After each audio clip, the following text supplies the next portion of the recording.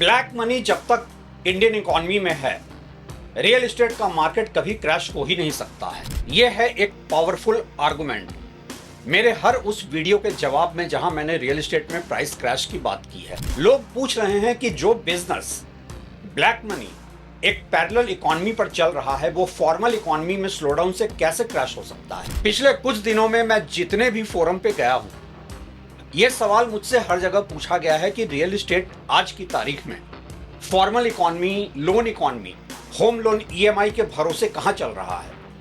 यह तो चल रहा है ब्लैक मनी के भरोसे, और इसलिए रियल एस्टेट मार्केट में कभी प्राइस क्रैश नहीं हो सकता है। मैं मानता हूं कि ये सारे आर्गुमेंट बहुत ही स्ट्रांग, मेरिट बेस्ड आर्गुमेंट हैं, लेकिन ब्लैक मनी को लेकर देश में लोगों की समझ बहुत कम है। ब्लैक मनी आखिर होता क्या है? क्या हर कैश पैसा ब्लैक मनी होता है? नहीं।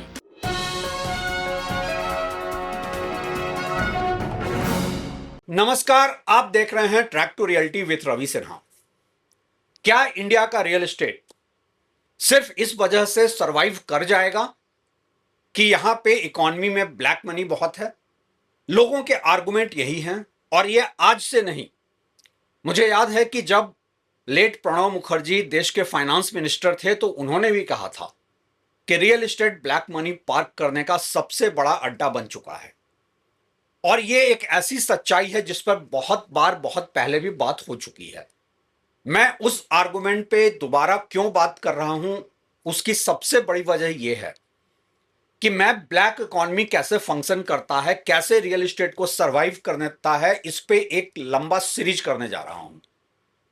आज की तारीख में यह बहुत जरूरी हो जाता है, क्योंकि आज की तारीख में, आज की इकोनॉमी में जब स्लोडाउन है, जब पूरा इकोनॉमिक क्राइसिस के बीच हम खड़े हैं, प्रधानमंत्री तक ने एक्सेप्ट किया है कि देश की इकोनॉमी में गंभीर संकट है, तो ऐसे में रियल एस्टेट के लीडिंग प्लेयर्स कैसे नए लॉन्चेस कर रहे हैं, कैसे वो इतने कॉन्फिडेंट दिख रहे हैं? क्या ब्लैक मनी पूरी तरह से रियल एस्टेट मार्केट को चला सकता है, और क्यों सरकार ऐसा होने दे रही है? सबसे पहले हम यह समझते हैं कि ब्लैक मनी है क्या। जनरल परसेप्शन में हर वो पैसा जो इकोनॉमी में कैश घूम रहा है वो ब्लैक मनी है, लेकिन नहीं, हर कैश ट्रांजैक्शन ब्लैक मनी नहीं होता है। हम एक डिटेल में बात करेंगे अलग अलग सीरीज में कि ब्लैक मनी कैसे, क्या होता है, कैसे ऑपरेट करता है, कैसे रियल एस्टेट मार्केट को ब्लैक मनी सरवाइव कराता है, और कैसे ये पैरेलल इकोनॉमी रियल एस्टेट का बैकबोन बना हुआ है और इसे तोड़ा जा सकता है या नहीं। क्या कभी रियल एस्टेट में ब्लैक मनी को सर्कुलेशन से बाहर किया जा सकता है या नहीं? क्यों नहीं किया जा सकता? वो कौन से वेस्टेड इंटरेस्ट हैं, वो कौन सी पावरफुल लॉबी है जो ऐसा करने से रोकती है? लेकिन उस सीरीज पे आने से पहले मैं आज कोई डेटा लेकर नहीं, बस आपसे स्ट्रेट रूबरू होकर यह सवाल उठा रहा हूं कि आप लोग की जो राय हो, हम अपने वीडियो में उसको शामिल करेंगे। और यही वजह है कि ये वीडियो ब्लैक मनी सीरीज शुरू करने के पहले मैं आप लोगों से बात कर रहा हूं, ताकि मैं चाहता हूं कि आप लोगों की राय, आपके सुझाव भी हमें इस पर मिलते रहें। आप लोग ज्यादा से ज्यादा इस चैनल को सब्सक्राइब कर लें, वीडियो को लाइक, हाइप और शेयर करें। एक ऐसे दौर में जब पेड न्यूज और फेक न्यूज की दुनिया है, जहां रियल एस्टेट के वेस्टेड इंटरेस्ट ने इंफॉर्मेशन के सारे चैनल्स को कंट्रोल कर रखा है, आप आम तौर पर देखेंगे कि जितने भी रियल एस्टेट के वीडियोज आपको मिलेंगे, वो कुछ बेच रहे होंगे। वो कंज्यूमर इंटेलिजेंस के लिए काम नहीं करते हैं हमारी तरह, वो आपका नॉलेज बढ़ाने के लिए काम नहीं करते हैं। वहां कुछ ना कुछ खरीदा बेचा जा रहा है।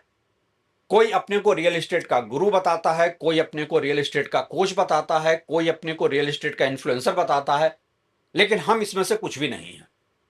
हम एक कंज्यूमर फोकस्ड मीडिया ग्रुप हैं, और हम हर सच से आपको रूबरू कराना चाहते हैं। सबसे पहले हम देखते हैं कि अगर किसी के पास, और अगेन मैं क्लियर कर दूं, मैं कैश पैसे की बात नहीं कर रहा हूं, किसी के पास ब्लैक मनी है, वो पैसा है जो उसने टैक्स पे नहीं किया है या अनफेयर मींस से कमाया है, तो उसे खर्च करने के उसके पास ऑप्शंस क्या क्या हैं?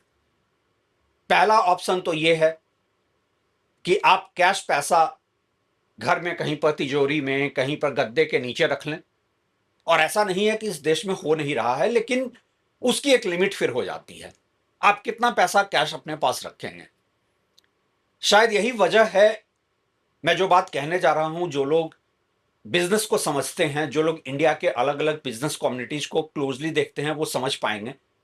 कैलकाटा के कुछ बिजनेस कम्युनिटीज के बीच में आज भी कैश इतना सर्कुलेशन में है कि वहां पे लोगों को डेट दिए जाते हैं कैश में, और एक्सपेक्टेड रिटर्न होता है 5-6% का।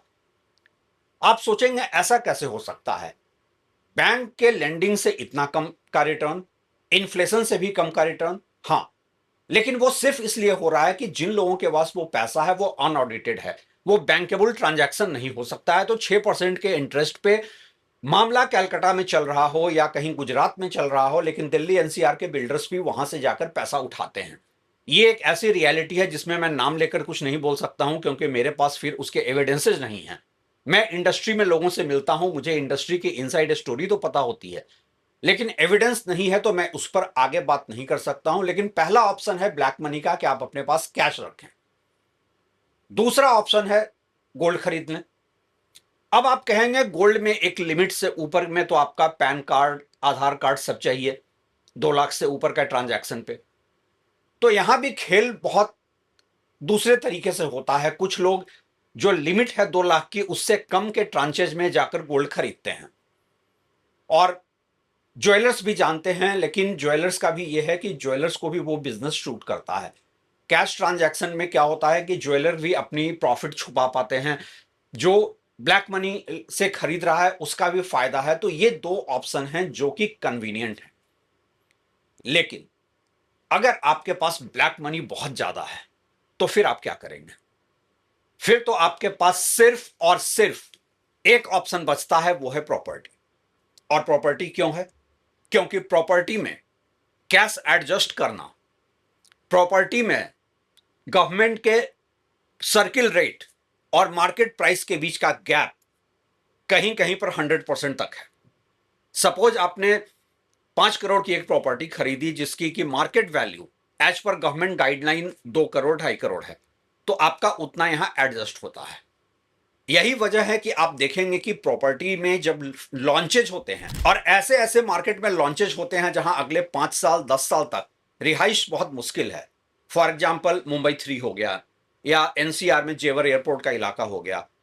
क्या आप सोचते हैं कि एक आम इंसान जो होम लोन लेकर घर खरीदता है, 20 साल के लिए लोन लेता है, वो ऐसी जगह पे घर खरीदेगा जहां पे अगले 10 साल तक रहने की उम्मीद नहीं है? नहीं। आमतौर पे जो लॉन्चेज के यहां दावे होते हैं, जो 30% 40% सेल्स के दावे होते हैं, वो पूरा ब्लैक मनी का कार्टेल चलता है। रियल एस्टेट में बहुत आसान है पैसा एडजस्ट करना। अब आप सोचेंगे, मैं जो भी बात कह रहा हूं कोई सीक्रेट इंफॉर्मेशन नहीं है, तो क्या सरकार को यह नहीं पता है? आप सोचेंगे कि फिर सर्किल रेट और मार्केट रेट का गैप कम क्यों नहीं होता है? यहीं से शुरू होती है पूरी कहानी ब्लैक मनी की। ब्लैक मनी किनके पास है? पॉलिटिकल क्लास के पास है, ब्यूरोक्रेट्स के पास है, बड़े बिजनेसेस के पास है। यही तीनों हैं जो पॉलिसी शेप करने में अपनी भूमिका निभाते हैं। गवर्नमेंट और ब्यूरोक्रेसी के लेवल पर पॉलिसीज बनती है, बिजनेसमैन उन पॉलिसीज को इन्फ्लुएंस करते हैं। क्या कोई भी पॉलिसी बनाते समय अपने इंटरेस्ट को हैम्पर होने देगा? क्या कोई भी पॉलिसी बनाते समय यह इंश्योर नहीं करेगा कि उसका इंटरेस्ट नहीं मारा जाए? और मैं इसको ऐसे समझाता हूं कि रियल एस्टेट में अगर देश में जितने फैमिलीज हैं सबको 1,000 स्क्वायर फीट का एक घर मुहैया करा भी दिया जाए, तो ये देश में अवेलेबल लैंड का 1% से ज्यादा नहीं होगा। लेकिन सप्लाई रिस्ट्रेंट करके क्यों रखी गई है? सप्लाई बहुत छोटे टॉप टियर शहरों में रखी गई है, छोटे शहरों में भी नए एरियाज डेवलप नहीं होने दिए जा रहे हैं। ऐसा क्यों है? क्योंकि इकोनॉमिक्स में 2 वेरिएबल होते हैं, डिमांड और सप्लाई। आप सप्लाई बढ़ा देंगे तो डिमांड कम हो जाएगी, डिमांड कम हो जाएगी तो प्राइसेस कम होंगे। इसका फायदा आम आदमी को तो मिलेगा, एक इंसान जो घर अफोर्ड नहीं कर पा रहा है उसे तो मिलेगा, एक इंसान जो होम लोन लेकर घर खरीदता है उसको फायदा होगा। लेकिन जिन लोगों का पूरा इन्वेस्टमेंट रियल एस्टेट में है वो चरमरा जाएगा, और वो लोग ऐसा होने नहीं देंगे, क्योंकि वो लॉबी बहुत पावरफुल है। इतनी पावरफुल लॉबी है कि आमतौर पे आपको इंफॉर्मेशन के लेवल पर वीडियोज में जो बात मैं खुलकर कहता हूं वैसी बातें कहने भी नहीं दी जाती हैं। ज्यादातर लोग इन्हीं वेस्टेड इंटरेस्ट के साथ ऑपरेट कर रहे हैं। अब यहां पे एक सवाल और भी उठता है, ये कैश इकोनॉमी या ब्लैक इकोनॉमी जो है, ये एज ए प्रॉपर्टी बायर आपको एक और लेवल पर शूट करती है। सपोज आपने 2 करोड़ की प्रॉपर्टी ऑन पेपर 1 करोड़ में खरीदी है।